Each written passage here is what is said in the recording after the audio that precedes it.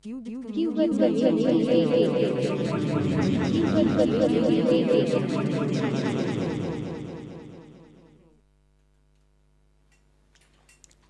Cubitt Community Radio listeners. I'm Elizabeth Fullerton, and this is Art Fictions, which was created by artist Gillian Knipe and explores the art of stories and the stories of art. My guest today is RORY PILGRIM, who has selected a fictional book for both of us to read and to kickstart our conversation. We'll be winding our way through the text, its characters, ideas, and then eventually arriving at what's going on in Rory's studio. So welcome to Art Fictions, Rory. Hello. Thank you for having me. It's a pleasure. For our discussion today, you've chosen the novel The Bell by Iris Murdoch, published in 1958 by Chatto and Windus, I think. So I'm going to give a little brief sort of summary of The Bell to get us started. Most of The Bell takes place in a spiritual lay community living in the shadow of a convent of Benedictine nuns on a large country estate. The community becomes a sort of petri dish for examining the relationships between the cast of characters who, for different reasons, have sought refuge from the tribulations of modern life. The story is told from the perspective of three characters: the leader of the community, Michael, who is a closet homosexual; Dora, a somewhat hapless artist unhappily married to a dogmatic academic Paul; and lastly, a naive young man, Toby, who has vague religious or spiritual leanings and is looking for a meaningful experience before he starts university in the autumn. The bell of the title is an intriguing focal point. Legend has it that centuries previously, the abbey's bell flew out of its tower and into the lake below after one of the nuns received a lover and she drowned herself from shame. The abbey has now ordered a new bell and a ceremony is planned to welcome it, but things go awry as Toby has in fact discovered the old bell in the lake and secretly plots with Dora to substitute the new with the old. Murdoch deftly combines high drama and farce with profoundly serious and poignant themes of sexual abuse, suicide, unrequited love, and spiritual striving. So when I first contacted you, Rory, to invite you to be on Art Fictions, you said you hadn't read much fiction recently, but that The Bell was a book that had stayed with you for many, many years. What was it that resonated so strongly for you? Yeah, I suppose it's one of... I read it when I was maybe 19 years old, so it does come in that moment of life where you're figuring a lot out. And it did. There were certain things which were so, which did resonate so much with my kind of how I grew up, and I also was born into a religious community. My father is an Anglican church minister, so I'd been taken or experienced being in communities or even in lay communities, and so when I found this book as a 19-year-old, it kind of, I was almost reading it without also kind of comprehending it. So it's always stayed with me, and I don't read very much as part of my life now. So it's just not. It's just. I really like when I read. I really like to read, and I'll just sit down and read a book from start to finish. So I find it difficult to just like ongoingly read, because if I get too emotionally affected or invested. So when you invited me, that was the book which came to mind, but I hadn't read it in about 15 years, so to reread it has been a whole new experience. And so what was it like rereading it? What for you sort of came to the fore? Just that things are complicated. Yeah. That our experiences are shaped by nuance, that they are shaped by a huge amount of interconnections where we feel either in control or out of our control, and how that goes from a personal to a wider kind of macro level. So, to use the feminist phrase, personal is political. Yeah. But just that sensibility of that things are complicated. I almost also always remembered it as this very funny book. Yeah. And it is very funny, and like and it also very camp in a Yeah. way, and I think that's also really important part of it, that it's very human. So when it does get really difficult, it is sort of brought back to earth by like a nun getting naked trying to save someone, because that's what you have to do. Yeah. If you want, if someone is in trouble, that you do kind of, you're confronted with your humanness, and whereas all throughout the book there are these very funny things, but yeah, it's, I think that's what, reading it 15 years later, I was kind of maybe confronted with those more complex things to do with power relations, to do with age and experience, to do with gender, to do with class, to do with religion, and just also what lived experience does. Yeah. I mean, it occurred to me that there are also synergies somehow between kind of the humane way that you and Iris Murdoch approach people. Like, she writes with incredible empathy and lack of judgment in a way. I mean, she doesn't shy away from exposing the flaws of her characters, but as a reader, you end up accepting and understanding them as human and identifying with their flaws and their complexity, like you say. Do you think that's a fair comparison, you know, with the approaches? Yeah, I suppose. Well, at the heart of what I want, I can only listen to people, and like, how do you create a space in which someone really feels that they can be heard? I mean, there's listening, but there's also hearing, and there's being heard or being seen, and you can't come with any judgment. You just can only listen, because you can never understand, or in the end you're trying to create a space of understanding, and maybe you could, and I do actually believe that understanding is possible. You can create a threshold in which you can connect with another person, another experience, but understanding is a process, and you have to listen, you have to maybe say a little bit in return, because just, or I mean, there's so many different ways, but I think what I always was found so incredible by Murdoch was her ability to kind of deal with the inner monologue, and that she could so profoundly kind of write of what was going on in someone's head, or what they're feeling. I mean, I never think I'm a person who thinks very much. I feel a lot, and when I'm by myself, I don't really think in words. But how she's able to,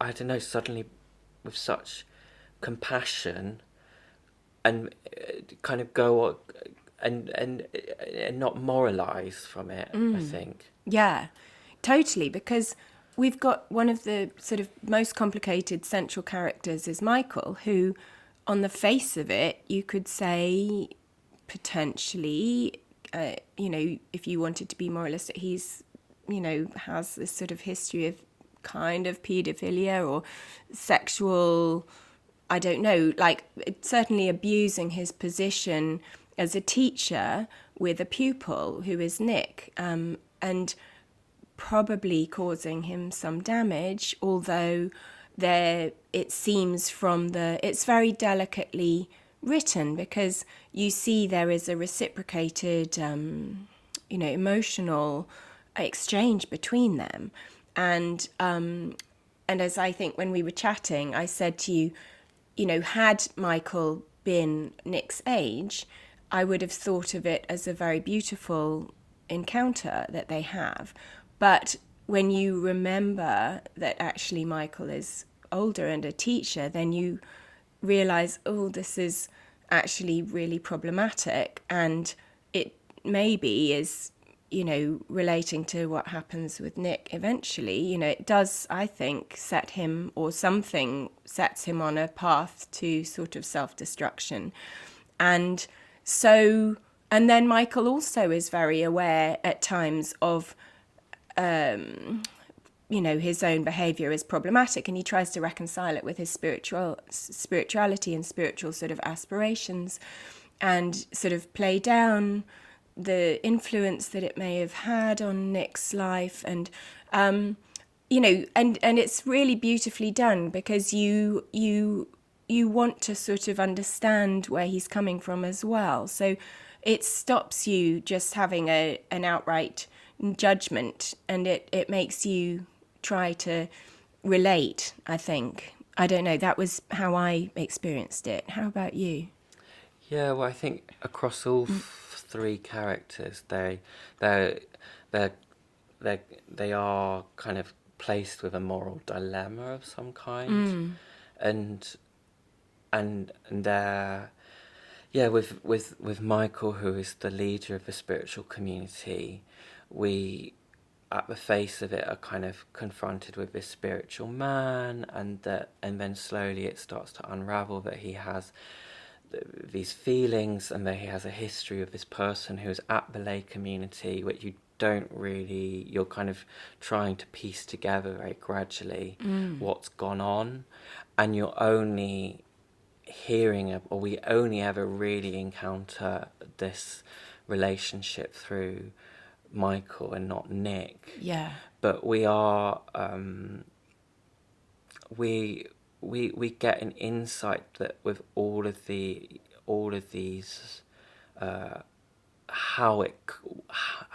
why it is what is happening, that it's because of also societal pressures, what's going on at the time. Yes. This kind of wrestling with faith and kind of Christian dogma, and at the same time, through that kind of suppression, that spills out into this harm, essentially, where through Michael being harmed, that harm is then replicated through a power dynamic Yes. onto another individual, and we are very exposed to that, so we have to kind of work through it, and it does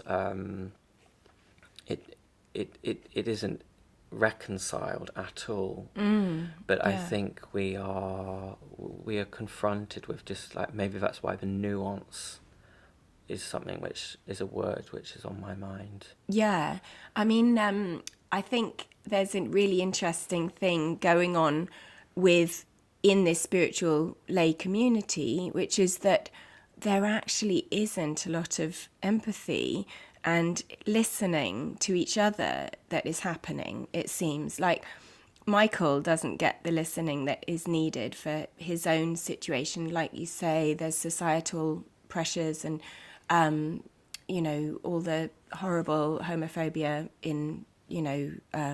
that's socially prescribed at the time, and Nick at no point gets anyone listening to him.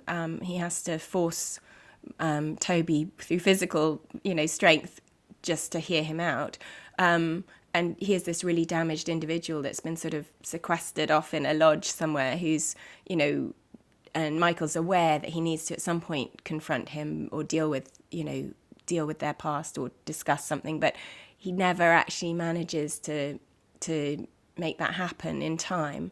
But so I think you had a passage, didn't you? You wanted to read about the community, like how the community works or doesn't work. I don't know. Yeah, well, I thought just it starts with the main character in a way is Dora, or that's who we're introduced to first, and she's run away from her husband, who's awful, and then it's got one of the best opening lines of a book, I think, where it's Dora Greenfield left her husband because she was afraid of him.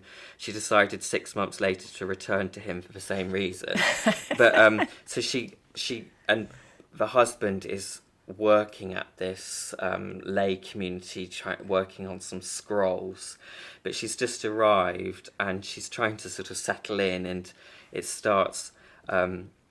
Dora arranged the wild flowers into a careful bouquet and put them in a tooth mug which she had filched from the bathroom. They looked charming. She wondered what else she could do to make the room look nice. There was a knock on the door and Mrs. Mark came in. Dora jumped, having forgotten all about her. "So sorry to have kept you waiting," said Mrs. Mark. "Ready for our little tour?" "Oh yes, thank you," said Dora, seizing her jacket, which she threw loosely round her shoulders. "I hope you don't mind me saying so," said Mrs. Mark, "but we never have flowers in the house." She looked censoriously at Dora's nosegay. We keep everything here as plain as possible. It's a little austerity we practice." "Oh dear," said Dora, blushing. "I'll throw them out. I didn't know." "Don't do that," said Mrs. Mark magnanimously. "Keep those ones. I thought I should tell you, though, for next time. I feel sure you'd rather be treated like one of us, wouldn't you? And keep the rules of the house. It's not like a hotel, and we do expect our guests to fit in. And I think that's what they like best, too." "Oh, of course," said Dora, still extremely confused. "I'm so sorry. You see, we don't normally allow any sort of personal decoration in the rooms," said Mrs. Mark. We try to imitate the monastic life in certain ways as closely as we can. We believe it's a sound discipline to give up the particular sort of self-expression. It's only a small sacrifice after all, isn't it?" Yeah, that's amazing. So how does that for you, what does that say for you about the community and relating to your own work with communities as well? Yeah, well, I did grow up my dad is a very liberal minister who's incredible, and but still this sense of being part of a community I've always found very stressful. I'm a Pisces, so I usually just can't really cope very well with groups, but just one on one. But this feeling of I'm actually very scared of groups. I'm very scared of community. That's so funny. And so people always think, "Oh yeah, Rory works with community. They love community." And actually, I'm very nervous about groups, even though I work with groups a lot. But at the end, I work always from a group. I suppose, from my own experience, the big question is, how can you be yourself and be completely yourself within a group or with others? Yeah. And how do you make space that within a group or a collection of person, that each person is listened to, that they are cared for, that they can operate in the way that makes most sense to them. And I think when I work with groups now myself, I'm always working from that. I always the voice of the individual is more important to me than the voice of the group. But it's how do you do that within it as a collective experience?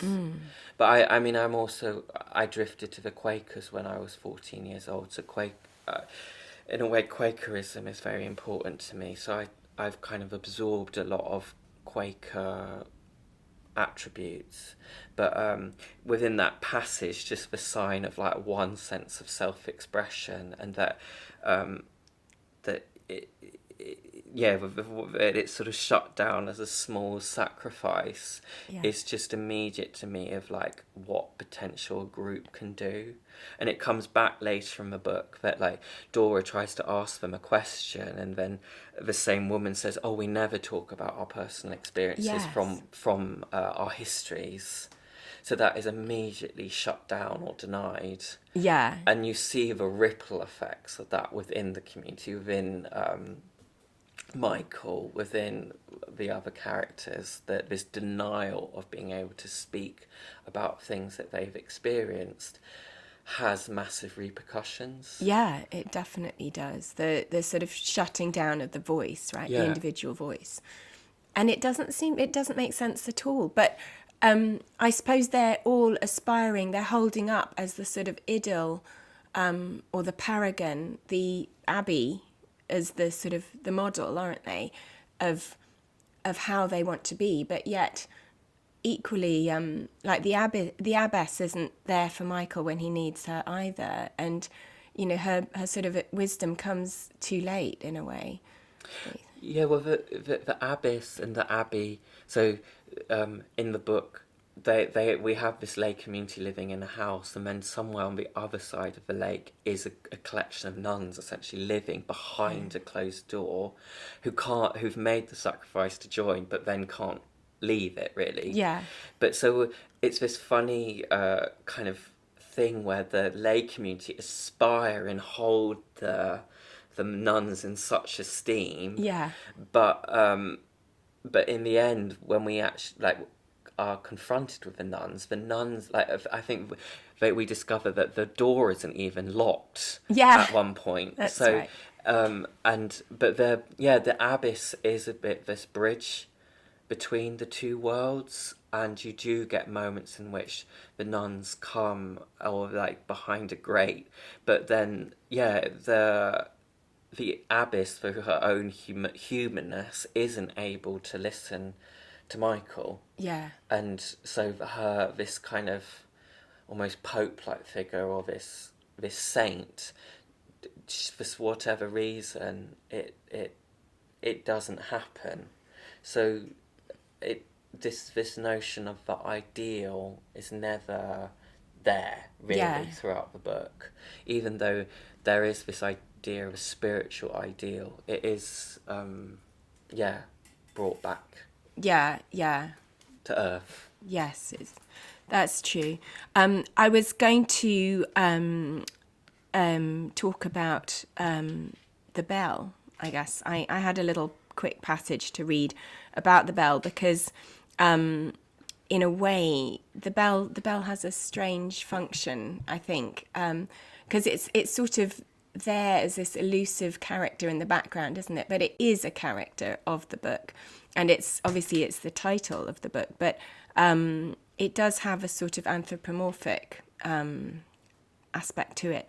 And so Dora comes up with this slightly harebrained plan with Toby when Toby confides in her that he's found the bell. They sort of drag it out of the lake and sort of clean it in the barn and meet in the middle of the night and sort of decide to dress it, which I don't think happens in the end, to substitute it for the new one. So there's this sort of, I think, kind of transformative moment for Dora, who is portrayed as a slightly, a little bit shallow, not totally, but slightly, as I said, hapless character. But she, in this moment here, she sort of encounters the bell. It's described as a living presence. And it has a sort of warmth to it, even though it's made in, I guess, metal or bronze or something, and has been dragged out of the lake. So she says, here it says, she turned to the bell for help. She pressed her palm gently against it as if supplicating. The bell moved very slightly. She steadied it and stood with both her hands upon it. Attending to it, she was struck again by the marvel of its resurrection, and she felt reverence for it, almost love. When she thought how she had drawn it out of the lake and lifted it back into its own airy element, she was amazed and felt suddenly unworthy. How could the great bell have suffered her to drag it here so unceremoniously and make it begin its new life in an outhouse? She should not have tampered with it. She ought by rights to be afraid of it. She was afraid of it. She took her hands off it abruptly. And then it goes on, and she eventually decides to ring it to wake up the whole community in the night, to sort of make her confession almost, doesn't she? And it sort of has this huge voice, I guess. But how do you see the bell in the book? Well, I do see it as it's like It's like it is that inner voice in a way, because a bell, I mean, you have the thing inside the bell, Yes. which it only will sound if someone steps within and resonates. So the bell is a voice, and it is this sunken voice which has been living under or being sort of has fallen into the lake, and it cannot sound underwater, and so Dora almost has this vision, or this sort of she doesn't really understand what the hell she's doing, but this need to ring this bell and drag it out, and so this bell is like this. It is this inner voice. Of course, it's like a historic voice because it's this medieval thing. So it's resonating something from the past, but it is it's this thing which needs to resonate again, and she doesn't. She's sort of left, has this sort of ecstatic experience. Yeah. So, but she's trying to understand, or doesn't understand, the need to do it, and I think that there's something very powerful in that. Like, why do we do what we do? And we're often confronted with that in our lives, or so I think that's what the bell means. To me, it's a voice. Yeah, I think so. And it does, in a way, it's a catalyst, isn't it? Yeah. Also, it's a catalyst of change, I think. She changes, or seems to gain gravitas or depth right in front of us, or transformation or something. She suddenly becomes, for me, a more sympathetic character, or she already was from the National Gallery time when she has this revelation. But I think she, I don't know, she becomes less self-centered somehow, and less about her needs, her sensual needs sort of thing, and more about, I don't know, thinking more broadly about life and existence, and maybe the wider community, and that sort of thing, I think. And then, of course, the bell is this crazy, as you say, high drama, high farce moment where the new bell falls into the lake, replacing the old bell. And but then this bell doesn't go into the abbey; it gets sent off for further examination or something. But the whole book has been leading up to the big ceremony with the bell, bringing the bell into the abbey, which is going to be dressed up, and which is a sort of substitute for Catherine also, who's going into the... So Catherine sees it when it falls into the lake. She sees it as a sign that her entry into the abbey isn't going to happen or something, and that someone knows something deep down. And it's ironic and sad that it sounds like Nick actually sabotaged that, and in a way triggered his own sister's breakdown, perhaps without meaning to. I don't know. There's a chain of circumstances, isn't there? Yeah, well, it's like a ripple effect. Yeah. It's an echo. And I think, I mean, a bell is also very much based on what an echo is as well. Yeah. Like, it's such a powerful sound because of the echoing reverberation within it. But the echoes in which unfold between the different characters, and what it does to them, and how they relate, or how interconnected they are. And with Nick and Catherine, they're twins. Yeah. And so they have this sense of shared knowing, but they almost try and sort of self-sacrifice for the other. Yes. So there's quite a lot of complex things going on in it. But yeah,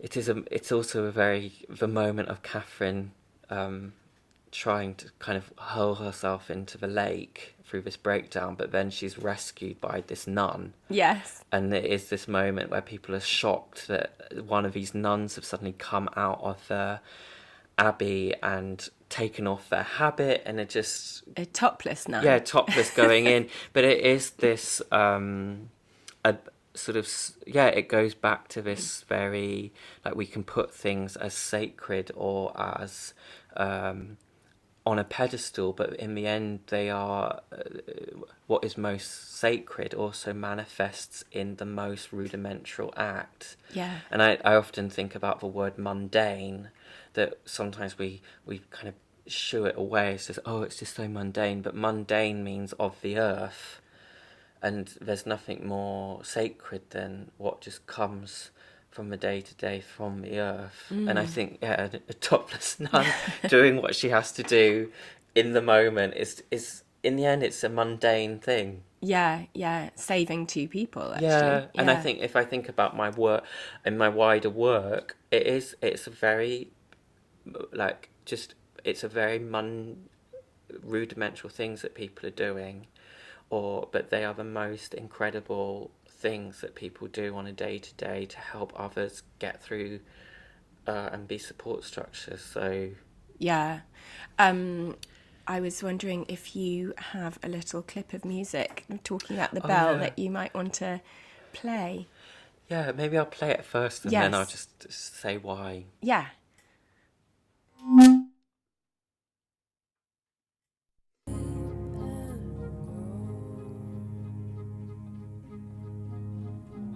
If you can fall asleep to all I know, then call out to all I know and roar, for it's now to figure out what we need to stay around so we can dream and dream aloud, dream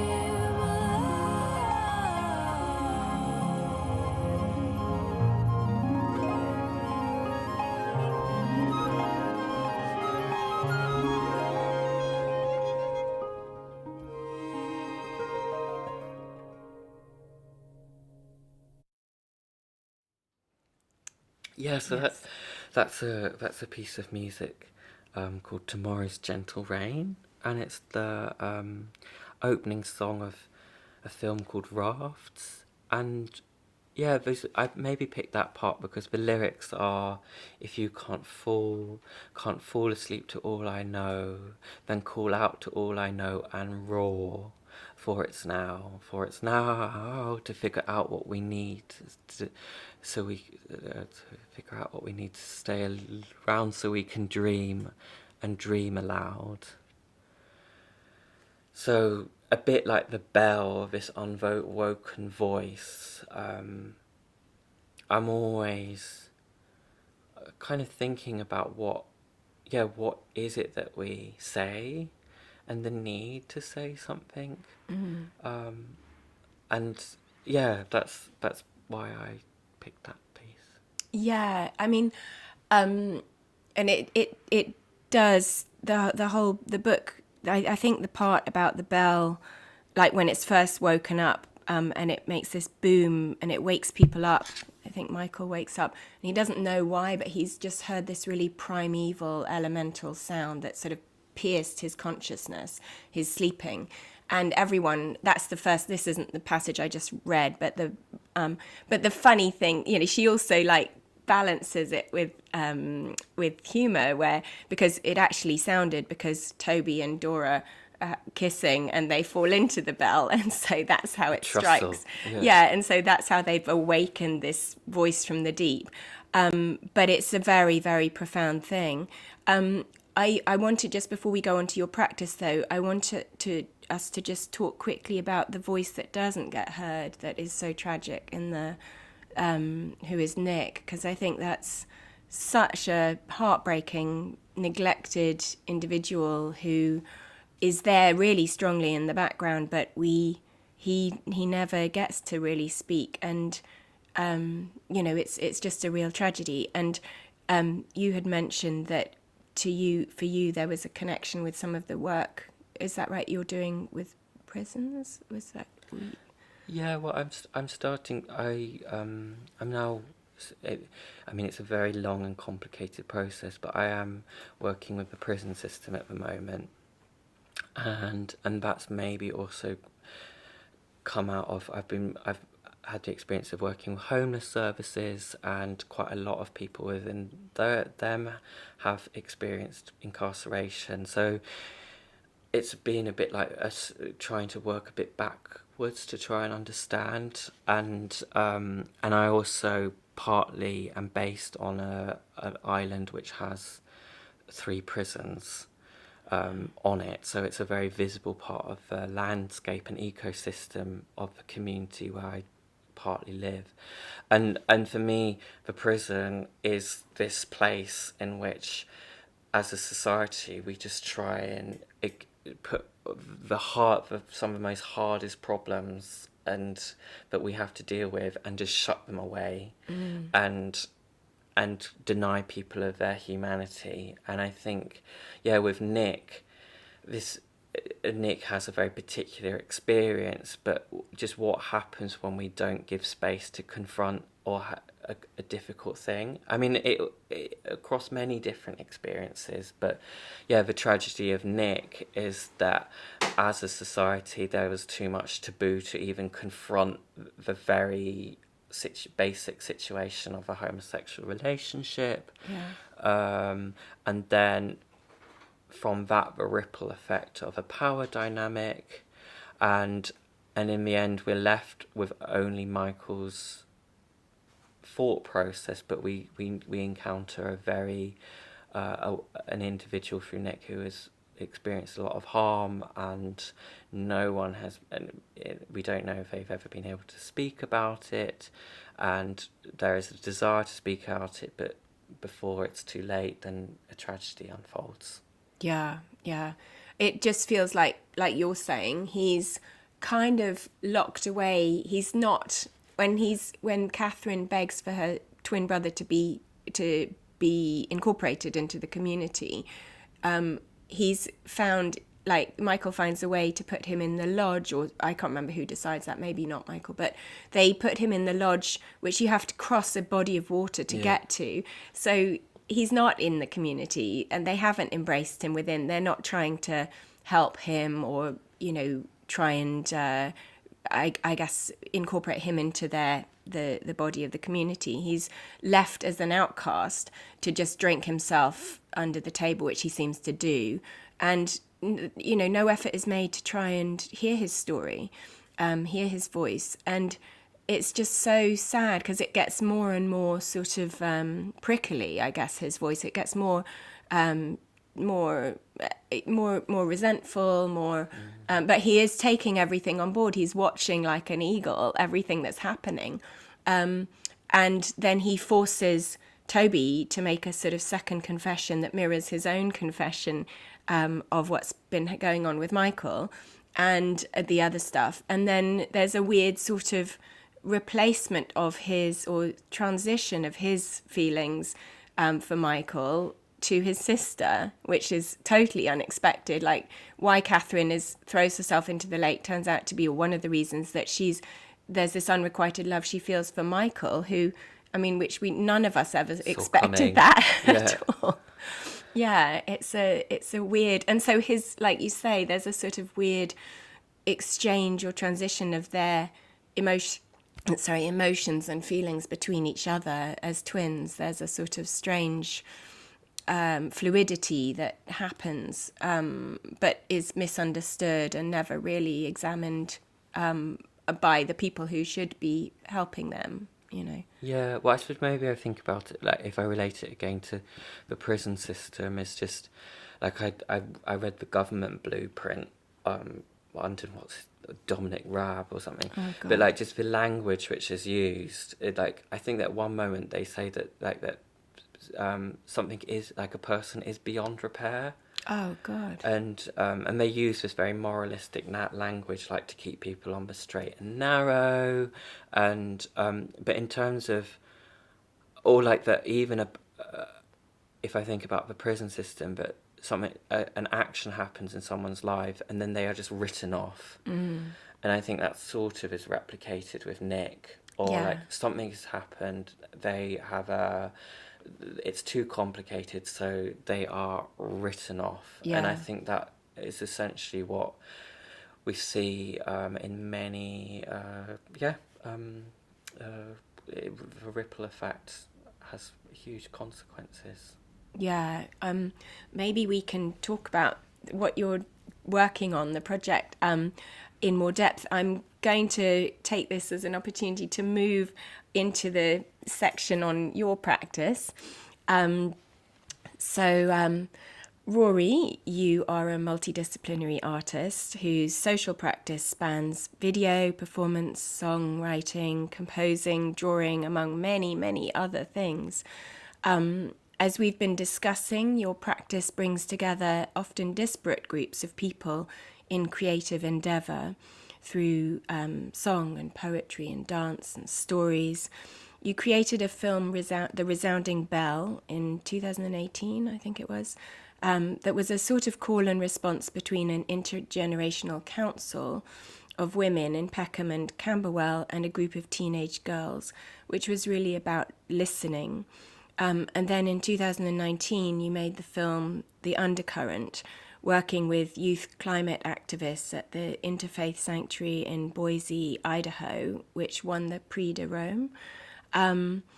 And you've been nominated for this year's Turner Prize, yay, for your film, well, for your entire project, but the film Rafts, which you mentioned, which was commissioned by the Serpentine as part of the extraordinary 2022 exhibition Radio Ballads, which was itself the fruit of a 3-year collaboration with communities across Barking and Dagenham, thinking about ways that art can play a civic role in transforming lives and developing networks of care.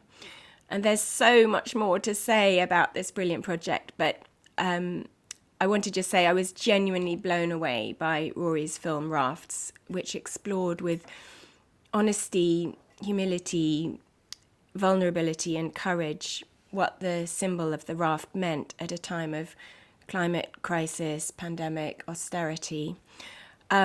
So I guess I'd like to go back to the beginning and ask how you got started on this path of forming communities and decentering your own voice in a way.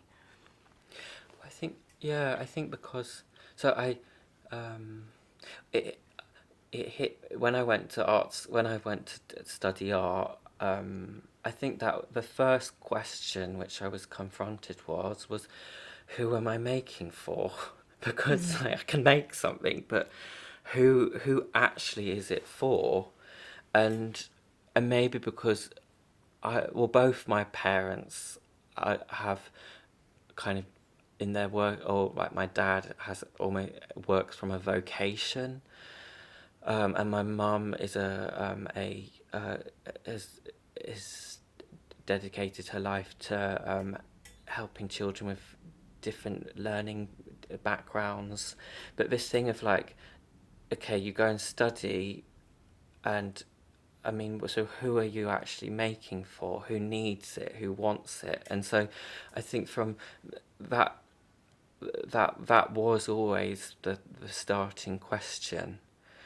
So, but then that also required quite a lot of self-reflection, which is I mean, it happened very gradually. But if I think I actually started by learning the first work at art school was kind of me just learning language for 2 years of a language I learned Estonian for 2 years. Wow. Because so I was always interested in how like language is a starting point, and also a language which isn't your own, and then the understanding of the process of learning a language which isn't your own. I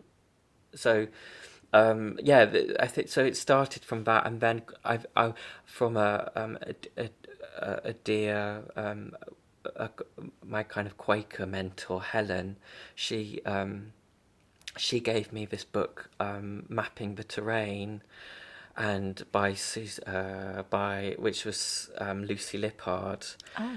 and then another book called The Re-Enchantment of Art. But it was basically socially engaged art practice from the feminist movement and coming out of civil rights in the 70s, and it just like it flipped a switch where I kind of was like, oh, that's kind of where I connect the dots a bit with my own feelings. So this question of social practice or working with others, and I mean there are other experiences which come into that as well. But yeah, this desire to learn and listen from other people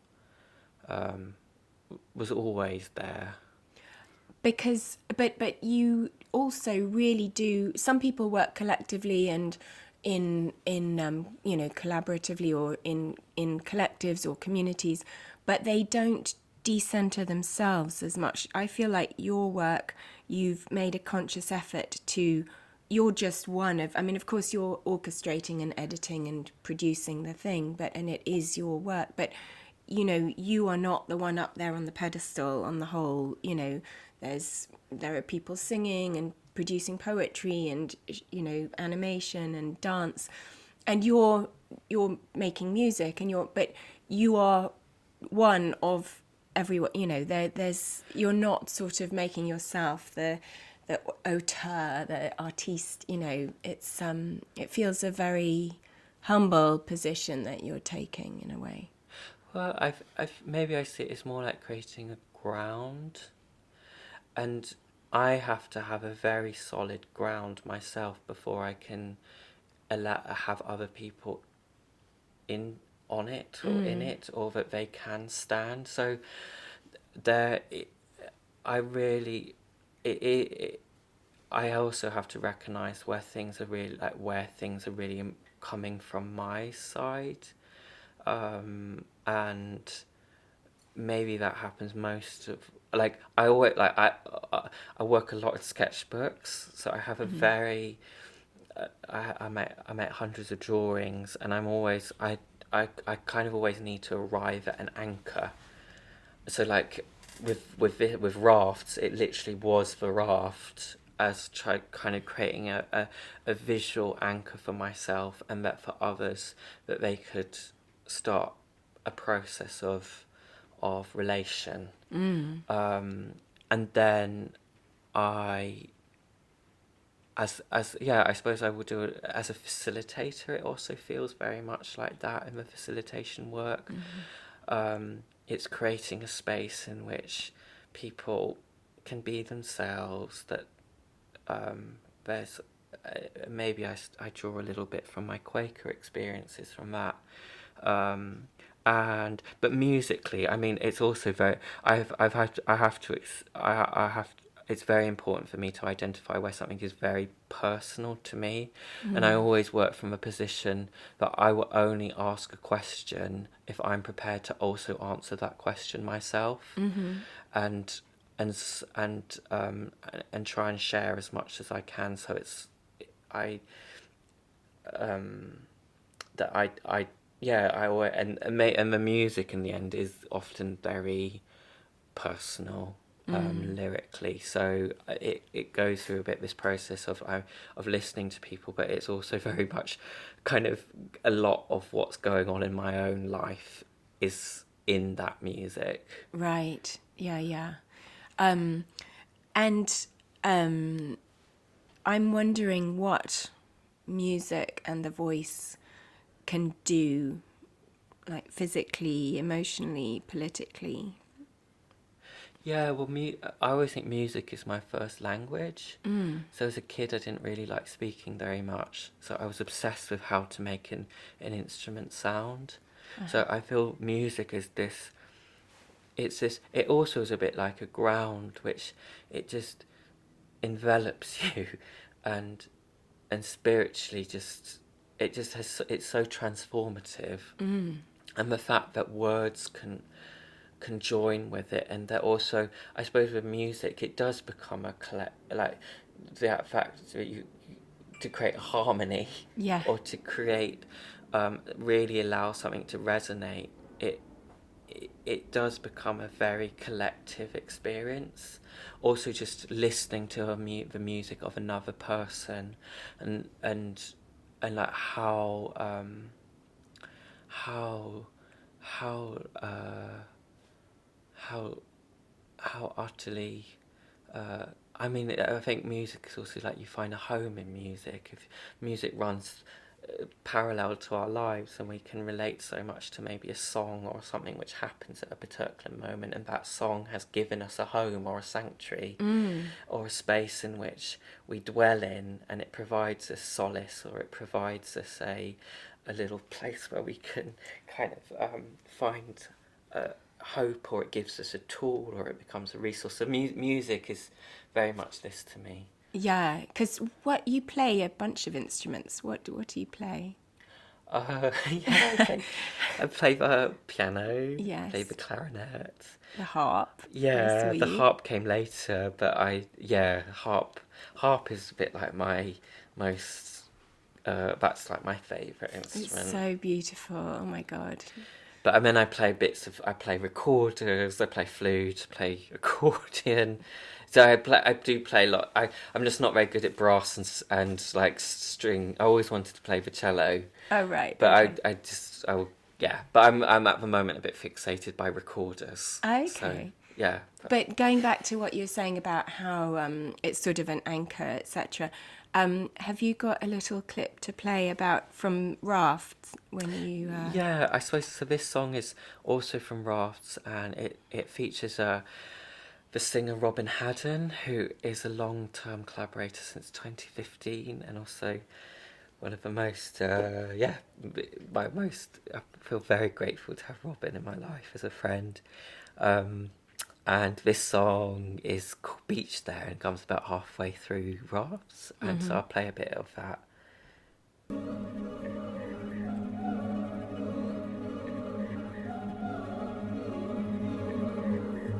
If there was a beach there,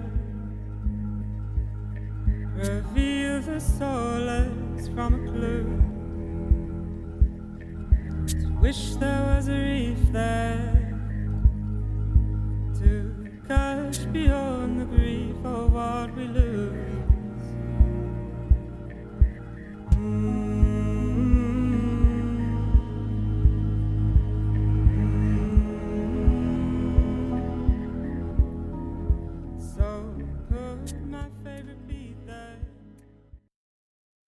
Yeah, so that's Robin. I don't want it to end. Yeah, and Robin has. I mean, I first encountered Robin in Sheffield, and she was part of this performance where people were by, I think, artist Mel Brimfield, who they were interpreting. Um, they were interpreting Barbara Hepworth's sculptures through a voice, and Robin was a bronze sculpture, and she was literally just singing the word bronze, and it was like a bell, this sort of deep voice. But so, everyone was kind of like, what are we in the presence of? Yeah. And it is located in this amazing human that is Robin. But yeah, and then that song. Yeah, I wrote it as one of the, when I was working on Rafts, during the first lockdown, I actually made most of the songs, and I comparatively to other films where maybe I've been able to start songs with Robin, a lot of the songs in Rafts I did make, or the lyrics were completely coming from me. And then I brought them to Robin and we worked through them. But yeah, that song's called Beach There, and the lyrics are, if there was a beach there, reveal the solace from a clue. I wish there was a reef there to catch beyond the grief of what we lose. So yeah, I suppose I was almost, I felt like I was kind of prophesizing a grief that I knew was going to take place in my life. And then maybe also coupled with what we were experiencing with the pandemic. Yeah. That in the midst of it, we didn't quite also realise we were going to go through this mass grieving experience. And still that space hasn't been given space to.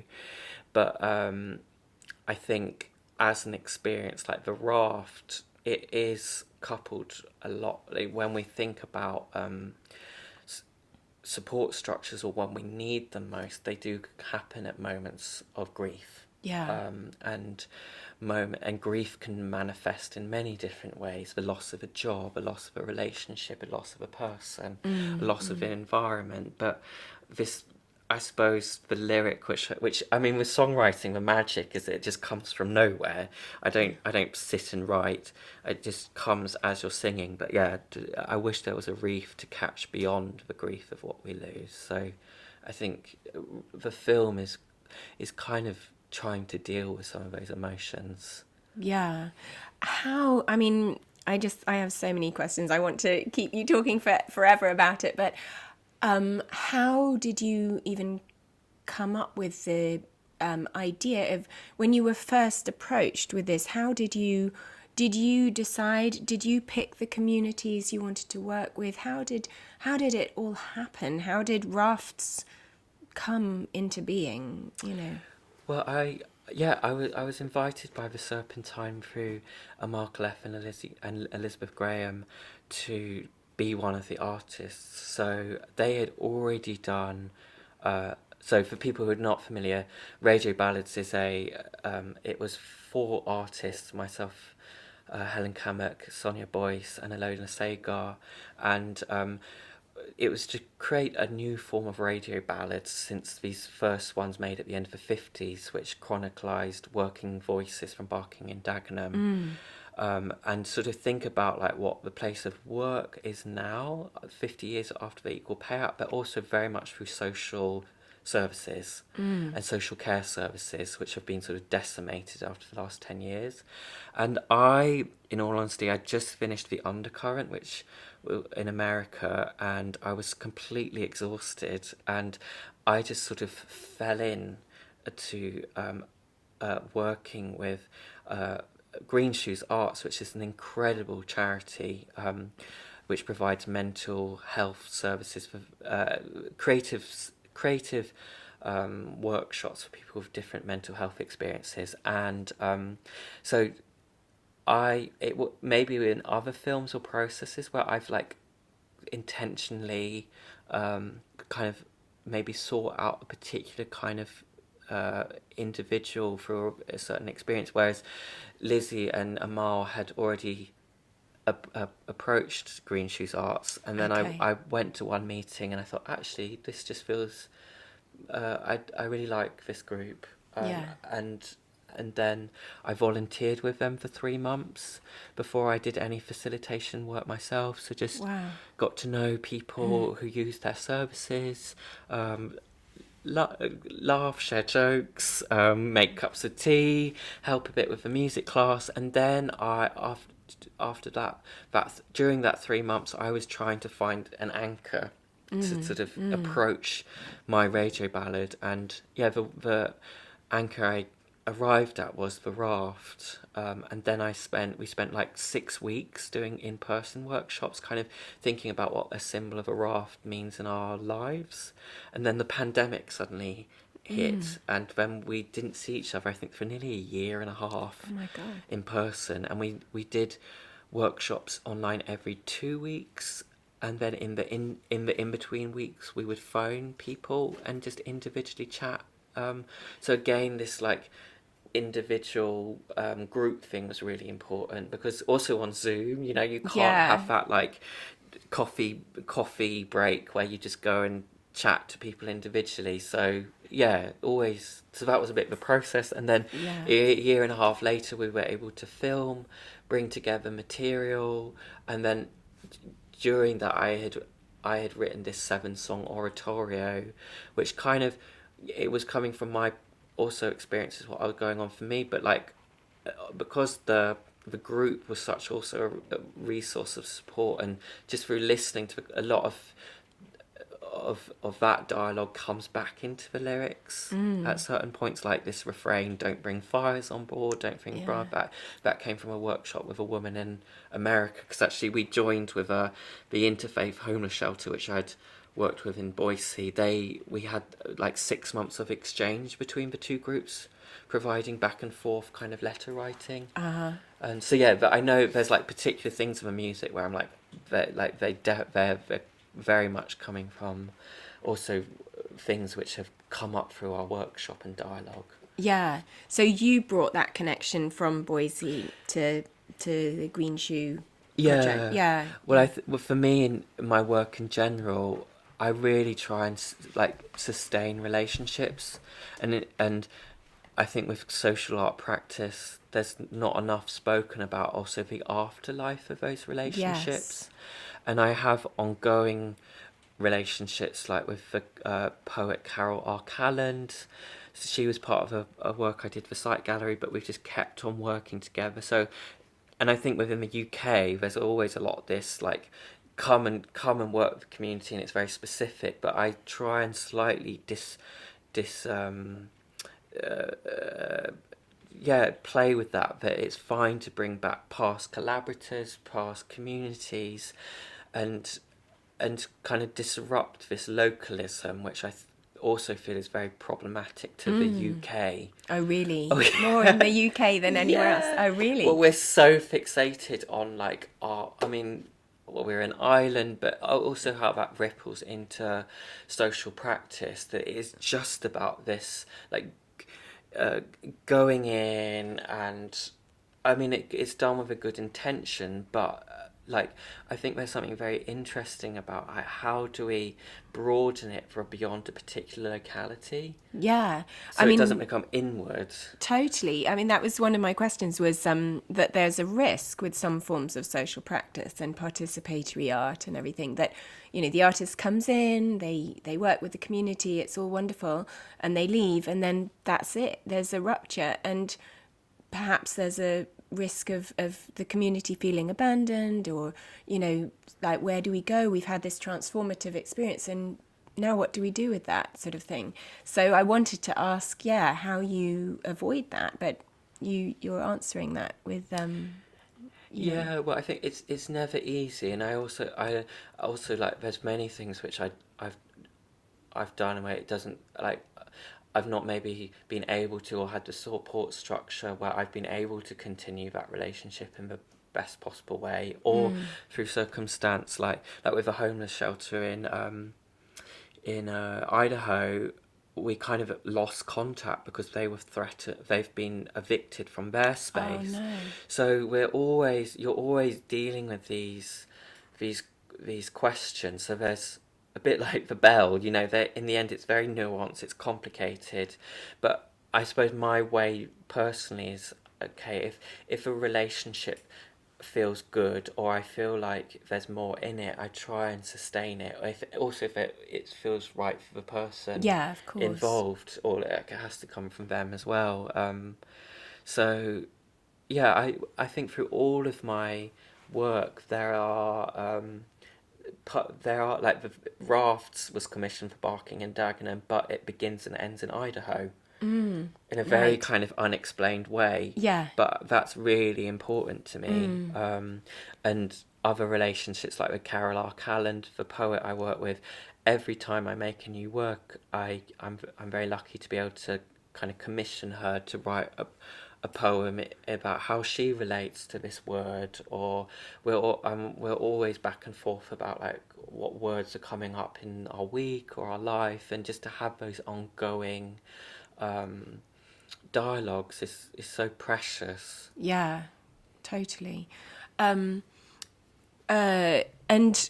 what about how did you find that community in Boise, Idaho? Because the film The Undercurrent is sort of grounded in that it's the center of the whole thing, and it feels, I don't know, I think I always feel I'm probably way too, I don't know, I get really drawn into these kind of communities. I mean, another example, but it's obviously so completely different from yours, but that was very sort of like, that drew you in, was that Ragnar Kjartansson's The Visitors. Did you ever see that work?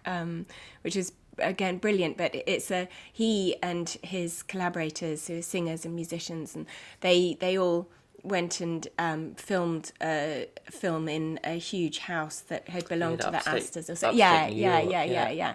And it was very uplifting, and I don't know, and it's kind of nostalgic, and his work is sort of more, I guess, related to that kind of nostalgia in a way. And it was called The Visitors after the ABBA album, when they were on the point of breaking up, and I think he was going through a breakup. So there's this sort of transient, on the cusp, breaking up kind of feel to it, that clinging on to something, you know, good while things are breaking, you know, so there's that as well going on. But I don't know, as a viewer, you kind of just were like, oh my God, I want to be there, I want to be part of it.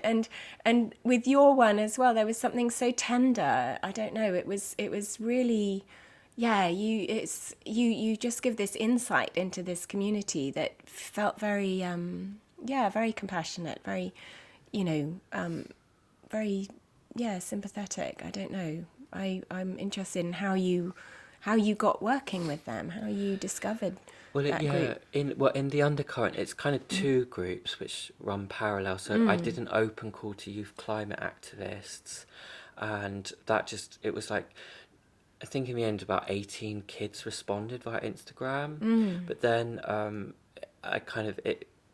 it became like a core 10 or 11, and so it was just in individuals or teenagers, and they were kind of ranged from about 14 to 22 maybe, or 25 was the oldest.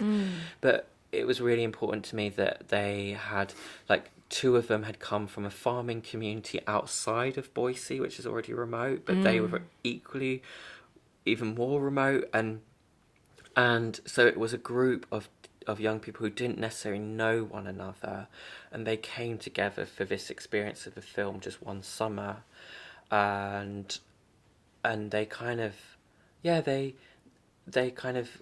sort of sometimes a young person appears and then they just disappear again. Yeah. But that was also because they had work. Some of them were sadly not with their families anymore, and had been having to support themselves from 15, 16 years old. So, and then the homeless shelter, which is a bit more of a smaller aspect of the work, but I started volunteering there, and then during the whole for over about a month, and then they had a group called Project Wellbeing, which was like a day for people who, it meant that they could stay during the day in the shelter, but there were different classes. But I then ended up doing like two days where we also explored this symbol of the undercurrent again, what an undercurrent meant, and then we ended up doing a photography workshop, and that is what is seen in the film, where people are sharing. But that kind of, to do that work properly, I needed like a whole other, with that community I needed more time. I was only able to get a glimpse of. So that's why I continued working with them for Raft, so that at least I could sustain some of that relationship which had already started to grow. Right. Yeah. Yes, because you're right. That doesn't feel like as strong an element as the youth activists one in there. I mean, it's present, but the other one feels a stronger element to it, I guess. But I really liked, again, I know you've talked about this in different forums, but the intergenerational aspect, there was a really powerful bit where a much older man, he was like 84 or something, came in and was asking, you know, the younger people, and was saying how much hope and faith he had in the younger generation, because he said, you know, we can't really do much now, I can't, you know, and he said, I wanted to write a piece myself, and then I thought, actually, what have I got to tell everyone? It's, you guys are the future. You're the ones who are actually making change, you know. I thought that was, Can you talk about your... Yeah, well, actually, Jerry, so this 82-year-old at the time, he responded to the youth climate. Oh, He'd really? seen the open call for youth climate activists and said, can I be involved? Oh. And Jerry is quite a prominent figure maybe in Idaho, has run for state governor. Wow. And is a political voice, but is incredibly humble, and in the end it felt to involve him was to kind of bring him to the young people and and them to have a dialogue, and it was a very overwhelming experience listening to him ask questions, him listening to them. And I think so some of the young people, or a lot of the young people, had been let down by adults so badly in various capacities, and maybe some which were more politically active, who had gone to their state representatives and had been kind of laughed out the door. So just to have an encounter with an older figure, even if Jerry himself felt slightly powerless or was maybe even coming to apologise, still it was an exchange in which knowledge, in which wisdom and intergenerational dialogue was made. Yes. And from very early on, I started working with intergenerational dialogue maybe back from 2008. Really? But it was this seventh generational stewardship which comes from various indigenous communities from North and South America, we see seventh generational dialogue as a form of exchange which was kind of maybe quashed through Roman and Christian centric belief system and structures, but that a decision for the future, anything which was made, would only be done through what the effect of that in 7 generations to come, and also 7 generations to the future of the past. So it's also this important acknowledgement that like certain things might not feel relevant from the deep past, but it's always in conjunction with time. So yeah, when we're confronted with these really difficult questions of short-term, long-term thinking, how we deal with the present, to me there's nothing more radical than intergenerational dialogue. I mean, we see it in what's happened with in Ireland. Things which maybe would have been inconceivable have been passed through processes of intergenerational consensus. I mean, I don't know that much about it, so I might be idealising it or putting it on a pedestal, but like, yeah, just different forms of direct democracy built on consensus and intergenerational dialogue. I mean, yeah, I think that's all we can, that's one of the things we can just advocate for. Yeah, I mean, that's very clear in your work, The Resounding Bell, which has a apt title for our discussion today, but you were working, I mean, it was, again, really powerful how you created these discussions and how there was a lot of listening by the older, listening to the young people, what they need, what they want, how they see things, and then the young also saying, what would you change, what would you do? You know, I thought that was also really, really moving. Yeah, well, I mean, the moment which there's many moments from A Resounding Bell, but like there was this moment where one of the ladies from the council, she's on the phone to the teenagers at the end, and then she says, how can we best support you? Yes. And I think as a young person, even though like parents are trying to do that all their time, or even teachers and adults are, but to actually explicitly say that to a young person, I think they'd never heard an adult say that to them, like, how can I best support you? And that moment of like a young person it's like they're slightly taken aback. Yeah. And I think, yeah, that's what I'm often maybe striving for, and maybe just like, even from my musical background, how do you compose elements of listening? Or like, I think one of the worst things in our current, in the UK, is the politics of speech, that we have a House of Commons and a place which decisions are made, and it's done in the most toxic form of speech and rhetoric. And as a musician, or like, how do we recompose that? How do we actually create a space of listening, of call and response, of speaking and understanding, of hearing and listening? Like, from a musical level, it just, or as a composer, that's what makes most sense to me. Like, why do we just not do that? So yeah. Yeah, I guess last question on this this section, because I know we're running over, but I guess is, yes, how do you think that communal sound making, how can the polyphony open up new critical spaces then? What would you? I mean, I'm very aware of who I am, and like, I'm only able to, I'm able to give the platforms through my own, I have to, they come from privileges that I have, and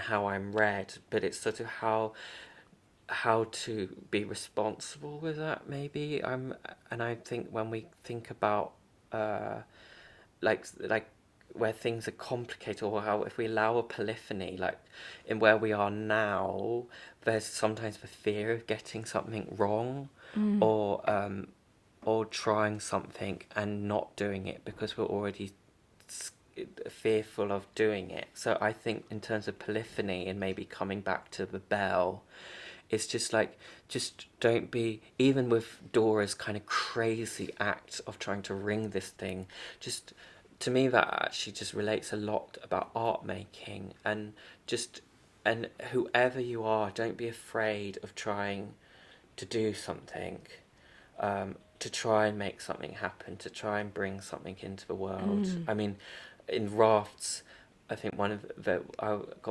had the great privilege of working with Katie, who was in the group, and she made this animation where she finds an oar of courage. Yeah. And I ever since being able to witness her kind of drawing that, and bringing that, like that word of courage is, I think, is something which is really important when we think about this polyphony. Yeah. The courage to listen. Yeah. The courage to know where to try something, to not try something. Yeah, so that's, it's, if we, yeah, to work towards polyphony, I draw upon Katie's aura of courage. Yeah. No, I love that. So just the last part, moving on to the last section, the closing section, wanted to ask which artists, exhibitions, past or present, have particularly inspired you? I know there's probably the most enormous list. Well, could be musicians, could be writers. Well, maybe from my own, like, intergenerational experience, like, I'm very thankful to my guiding stars and mentors. So, like, my art teacher from school, who I'm still very close to, and I don't think I'd be doing without her, and we still are very much in contact, Jane Jeffcott. And then Laureen Vyers, the artist, who's in her 80s, who's very important to me. Sans Murray Vassink, who's another artist based in the Netherlands, who comes from a very kind of I don't know where to begin with Sans, but Sans had an exhibition at Auto Italia last year, so people might be familiar with Sans from that. And then just people in my life, the people who I'm able to work with, friendships. I'm incredibly grateful for my friends, who was, quite a lot of them are artists as well. Evelyn Tao Cheng Wang, Janneke van der Putin, Cassie Augusta Jurgensen, Susie Green, and then musically, I mean, I love music, so any music, which, I mean, it's changing all the time, and the gift of being introduced to music by people you love is also very special. Yeah, also, Snežanka Michalova, also a very important person to me. Okay. What about what's on your bookshelf? If you said not a lot of fiction, but Yeah. is there non-fiction or? Oh, well, it's is it more just it's more like how much I can cope with reading. I mean, I love ChatGPT at the moment and asking that to write Oh, right. stories for me. Of just like, I asked it to write a story about a whale recently because I love whales, as in the animals. I love them too. I love them. And maybe people, and I have Toni Morrison actually on my. I managed to read The Bluest Eyes, Oh God, that's which is amazing, hardcore. but horrific. But Yeah. and I have The Beloved and the Songs of Solomon's, but Yeah. I can only emotionally it's like do that once a year. So Yeah. Toni Morrison is very much on my. Also, just her as a composer, her kind of ability to structure things, I'm so in awe of. Wow. So I do have that's that's like the one person I really want to be able to like, but I can probably do one a year. Yeah. I mean, every sentence is like poetry, but it's so resonant and powerful, isn't it? I just read Songs of Solomon quite recently, which is stunning, absolutely beautiful. But Bluest Eye is, as you say, just heartbreaking. Oh my God. Yeah, well, it's just, I mean, it is heartbreaking. I mean, it is, but just from an artistic level, I just think the structure of it was just, and in a way, if we compare it to the bell, like at the end of The Bluest Eyes, we do get the voice of the person who is being, we do not get at all, and suddenly, so it's just Yeah. this her ability to work with structure. I just, yeah, I'm completely in awe. Wow. And then lastly, obviously, we're going to be able to see your work in September for the Turner Prize show, which is going to be really, really exciting. Are you making any new works for that or showing existing? I hope we'll be able to see the rafts, won't we? Yeah, I mean, for me, my biggest task is like, because I'm nominated for the film I made for Serpentine, but we made a live version Yeah. as well in November. And in a way that, it's not that the live version was its truest form, but I started the commission imagining it as a BBC prom. So I never lost this sense that it was made for a live thing. And I think, and both versions have a certain strength, but I'm trying to think how I can bring that together, and also like with all my work, I always interest in what does it mean to share it in the public present moment, so it doesn't become historicized. Yeah. But it's whatever, like when I made The Undercurrent, it's really important for me to always have a dialogue with the young people and create a conversation or an exchange, because their experiences have changed since then, and they might think very differently or have built from what they already spoke about 4 years ago. So how do we always evaluate something in the present? Okay.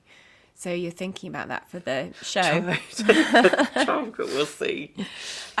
Anywhere else that we're going to be able to see your work coming up, apart from the Turner Prize show, other projects going on? Yeah, Rafts is being shown at the Migros Museum in Zurich in the autumn. The EVA, the International Festival in Limerick, Ireland. Rafts will be in Frac-Lorraine in Metz in France. And then I will be so that's like and then I'm also working on a new commission for Chisenhell Gallery. Oh, fantastic. And that is the event. I'm working on my first feature film, and that film will not be shown. It will take some time, but a first kind of manifestation of that body of work will be at the Chisenhell Gallery in May of next year. Wow. Is that any relating at all to the prison work, or? Yeah, so that's all based on thinking about the criminal justice system, and specifically kind of located on Portland, but I'll be working with previous collaborators as well. So at the moment, the Citizen Hell manifestation will be a kind of a space to kind of introduce this film, to have dialogue about like how we imagine new forms of law, restorative justice, and maybe it goes back to that thing I said about the Parliament as well, like what are different forms of speech and decision making, or how can we imagine a new form of law through storytelling. And have you found the inmates then receptive to, presumably, to creative enterprise with you? Yeah, well, it's in all honesty, it's taken a year to even set up meetings, and I went to the prison for the first time on Monday, 2 days ago, and yeah, I was very lucky to be able to work the education department there. I kind of sat in with the music class, which the people get 6 weeks to, sadly, only 6 weeks to do a music class, and then after that resources are just gone, so they can't continue. No. But yeah, so I'm in it's been a very gradual process even to be able to do that. But now that I have that, it's we'll be able to work in a much more intensive way, it seems, from now. But I spend a lot of my time, it requires a lot of patience. Yeah. And I think people underestimate how slow a process it can be. In gaining trust and building up relations. I mean, sometimes it can be really quick, and that can be quite overwhelming in itself, and it needs to be, or it just happens. But like, yeah, how trust is made is I mean, it's just such a process. Well, you're amazing at it. I mean, clearly you really excel in doing that, because you've produced such extraordinary work. But on that note, I think I'm going to have to round off the conversation. So thank you, listeners, and thank you so much, Rory, for being on Art Fictions and for sparing so much time for this conversation. So thank you for having me. Thank you for the invitation. Oh, my pleasure. So if you want to get in touch with any responses to today's programme, you're welcome to email artfictionspodcast@gmail.com and to support production via patreon.com/artfictionspodcast. This episode will be available in an abridged format in a week's time on Spotify, Apple, Stitcher, and across all other major platforms, along with the back catalogue of previous episodes. Once again, thank you so much for listening, and thank you to Andy Armishaw's brilliant Cubitt Community Radio for making this recording possible. Have a great week. Cubitt